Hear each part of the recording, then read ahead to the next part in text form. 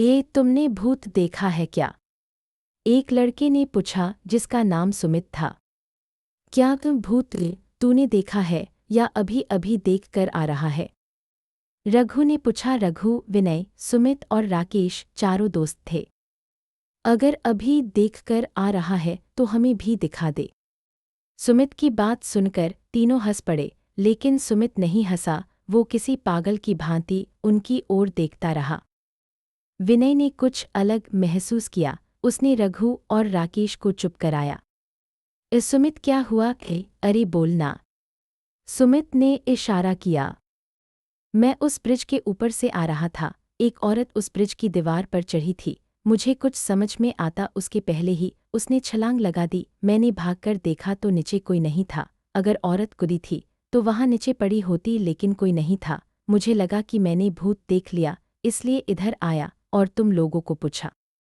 रघु, विनय और राकेश एक दूसरे का मुंह ताकने लगे। रघु ने पूछा, ए भाई, तुम्हारी तबीयत तो ठीक है ना? हाँ, क्यों? मैं तो बिल्कुल ठीक हूँ। विनय से रहा नहीं गया। अरे तूने अभी कहा कि तुम भूत देखकर आ रहे हो, फिर भी ठीक है बोल रहा है। हाँ, मैं बिल्कुल ठीक हूँ। उसका एक रीजन है। क्या? देखो, हमें डर कब लगता है? जब हम जो देखे उसे स्वीकार नहीं करते, जो है उसे एक्सेप्ट नहीं करते हैं। मतलब? ये देखो, समझो, मैंने ऐसा सोचा होता कि ये हो ही नहीं सकता। बापरे, मैंने ये क्या देख लिया? तो मैं डरा होता, लेकिन मैंने पहले ही एक्सेप्ट कर लिया कि मैंने जो कुछ देखा वो सच है। That's it. तकलीफ उसे होती है जो खुद पर विश्वास नहीं करता, लेकिन मुझे अपने आप पर पूरा भरोसा है। तीनों सोचने लगे। उन्होंने भी सुना था कि रात में एक औरत उस ब्रिज से कूदती है, लेकिन उन्हें विश्वास नहीं था। उन्हें लगता था कि किसी ने ये अफवाह फैलाई है, डराने के लिए या फिर थ्रिल सस्पेंस क्रिएट करने के लिए। लेकिन आज उनका ही दोस्त देख कर आया था, तो सच है या झूठ पता कैसे चले? एक ही विकल्प था, खुद जाकर देखना। अगर इसने देखी तो हमें भी दिखेगी। विनय से रहा नहीं गया। सुमित, मुझे भी देखना है। बहुत बार उस औरत के बारे में सुना है, लेकिन यकीन नहीं होता। लेकिन तू इतने विश्वास से कह रहा है तो सच ही होगा। मुझे भी देखना है। उसने रघु और राकेश की ओर देखा। दोनों की पहले ही फटी पड़ी थी। हमें पूरा यकीन है, फुल गारंटी है, औरत है और वो कूदती भी है। Okay, accepted. दोनों निकल गए। विनय को गुस्सा आ गया। फट्टू साले कब से बत्तीसी दिखा रहे थे और अब भूत देखने की बारी आई तो दुम दबा के भाग गए। जाने दे विनय, तुझे देखना है न? फिर ठीक है, कल देख लेना। मैं थोड़ा जल्दी आ जाऊंगा। ब्रिज के पास तुम्हारी राह देखूंगा। देर मत करना, वरना चांस निकल जाएगा। अरे यार, वो क्या रोज कूदती है क्या? विनय अभी भी गुस्से में था। न जाने क्यों उसका मूड खराब हो गया था, जिसका कारण उसे भी समझ नहीं आ रहा था। हाँ, वो रोज कूदती है, और अगर वो नहीं कूदी तो मैं हूं न। मतलब? विनय को समझ नहीं आया। कुछ नहीं। सुमित ने बात टाल दी। दोनों वहां से निकले। विनय अपने घर पहुंचा। उसकी माँ इंतजार कर रही थी। अरे सुमित कहाँ है? उसकी माँ का फोन आया था। तुम लोग इतनी देर रात तक कहाँ घूमते रहते हो? घरवालों की थोड़ी तो फिक्र किया करो। माँ, दिन भर काम करके थक जाते हैं, बोर हो जाते हैं। दोस्तों को मिलकर जरा अच्छा लगता है। सुमित भी घर गया है। इतना कहकर विनय ने आराम से खाना खाया और सो गया। थोड़ी देर बाद कुछ आवाज से उसकी नींद खुली, जैसे कोई उसे पुकार रहा था। धीरे धीरे। बाद में किसी ने दरवाजा खटखटाया। विनय ने दरवाजा खोला। सुमित था बाहर। विनय, मुझे बचा ले यार, वो औरत मुझे हर घड़ी हर जगह दिख रही है। वो मुझे ब्रिज पर बुला रही है। विनय नींद में था तो उसे ध्यान नहीं आया। सुमित, अरे कौन सी औरत? अरे वही जिसने ब्रिज से कूदकर अपनी जान दी थी। सुमित, तू भी कमाल करता है यार, जब देखा तब डरा नहीं और अब डर रहा है। सुमित रोने पे आ गया। विनय, प्लीज चल ना यार, वो घड़ी घड़ी बुलाती है। मुझे डर लग रहा है, प्लीज चलना। विनय का दिमाग घूम गया। चल तो कौन सी औरत है देखते हैं, आज देखना ही पड़ेगा। उसने कपड़े पहन लिए। सुमित चल, दोनों निकले। पीछे से माँ ने आवाज दी, लेकिन विनय नहीं रुका, वो बाहर निकल गया। अरे जरा धीरे चलना, विनय ने सुमित से कहा।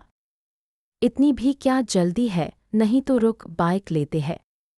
लेकिन सुमित जैसे हवा से बातें कर रहा था, विनय को लगा ये डर के मारे भाग रहा है। वो भी उसके पीछे भागा। दोनों ब्रिज के पास पहुंचे।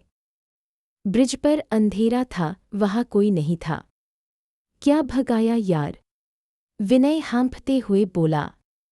जरा रुक, और थोड़ा नीचे झुककर सांस लेने लगा। थोड़ी देर बाद नॉर्मल हुआ। सुमित, एक बात कहूं? क्या?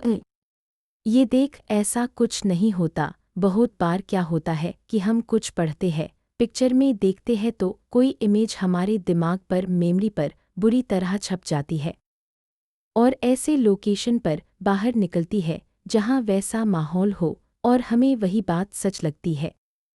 और तुम इन सब बातों पर विश्वास भी करते हो। जरा देखो ये ब्रिज कितना बड़ा है, हाइट कितनी है, यहाँ अंधेरा कितना है। तुम यहाँ से गुजर रहे थे तो तुम्हें ऐसा लगा होगा कि कोई अंधेरे में बैठा है और तुम्हें देखकर कूद गया। मैं यही बात तुम्हें कल समझाने वाला था, लेकिन तुम मुझे आज ही यहाँ लेकर आ गए। विनय, मैंने उस औरत को अपनी आंखों से कूदते हुए देखा था। वो औरत ऐसे इधर आई, ऐसे दीवार पर चढ़ी और ऐसे। सुमित, गिर जाओगे, विनय जोर से चिल्लाया। और ऐसे। सुमित, ऐस। विनय उसकी ओर भागा। सुमित को नीचे गिरते हुए उसने देखा। वो दूसरी ओर से ब्रिज के नीचे की ओर भागा। अरे ये कहाँ गया? अगर कूदा था तो ये इधर ही आसपास पड़ा हुआ मिलता, लेकिन यहाँ तो नहीं है।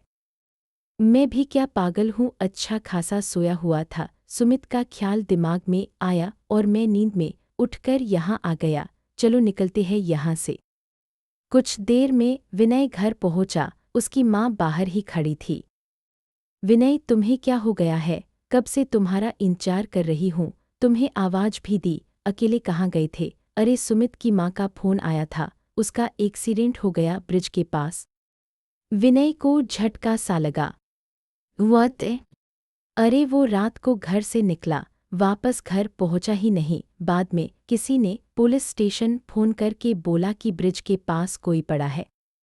माँ, ये कैसे हो सकता है? सुमित मेरे साथ था, हम दोनों साथ में घर आए अभी भी। विनय आगे कुछ नहीं बोल पाया। उसके ध्यान में आ गया, उसके पसीने छूट गए। मतलब सुमित? वो उल्टा पीछे की ओर भागा, सुमित के घर की ओर। अरे रुक ना, मैं भी आती हूँ। माँ पीछे से आवाज देती रही, लेकिन वो नहीं रुका। सुमित के घर पहुंचा। वहां रघु और राकेश उसी का इंतजार कर रहे थे। उसे देखते ही उससे लिपट गए और रोने लगे, लेकिन विनय शांत था। तीनों घर में गए, अस्पताल नहीं गए। नहीं, मौका ही नहीं मिला। सुमित की डेड बॉडी देखकर विनय अपना होश खो बैठा। मैं उस औरत को छोड़ूंगा नहीं, मेरे दोस्त को मारा, छोड़ूंगा नहीं उसे। वो बाहर की ओर भागा। रघु और राकेश उसे आवाज देते रहे। अरे कौन सी औरत, कहाँ भाग रहे हो, रुको। रघु और राकेश उसके पीछे भागे। विनय भागता हुआ ब्रिज पर पहुंचा। उसने इधर उधर देखा, अंधेरे में कोई ब्रिज पर बैठा था। वो शायद कोई औरत थी। यही है वो, रुक। विनय उस ओर भागा। उसे आता देखकर वो दीवार पर खड़ी हो गई। विनय जैसे ही नजदीक पहुंचा वो कूद गई। रुक, कहाँ भाग रही है? विनय भी उस दीवार पर चढ़ा। विनय रुक, रघु और राकेश जोर से चिल्लाए। विनय को जब तक बात समझ में आती देर हो गई थी। उसका ध्यान नीचे की ओर गया, उसका बैलेंस बिगड़ गया और वो नीचे गिर गया। नीचे गिरते गिरते उसका ध्यान उस औरत की ओर गया। वो नीचे खड़ी उसकी ओर देख रही थी और अंधेरे में ब्रिज के नीचे कोई था। पूर्णविराम। विनय के मुंह से आवाज निकली। सुमित। और वो जोर से पत्थरों पर टकराया। ऊपर से रघु और राकेश ने उसे नीचे गिरते हुए देखा था। वो दूसरी ओर से नीचे उतर आए। विनय की आंखों में उनकी पहचान के भाव थे। ये विनय, अरे उठ यार, ये क्या कर दिया।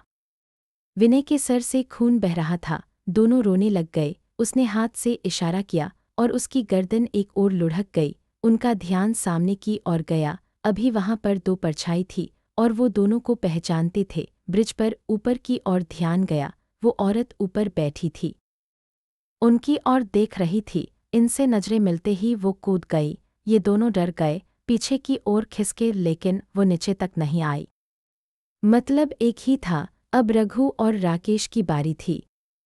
नजरें घुमाई तो वो औरत उनके उनके पास खड़ी थी। दोस्तों, कहानी अच्छी लगी हो तो चैनल को लाइक, शेयर और सब्सक्राइब करें।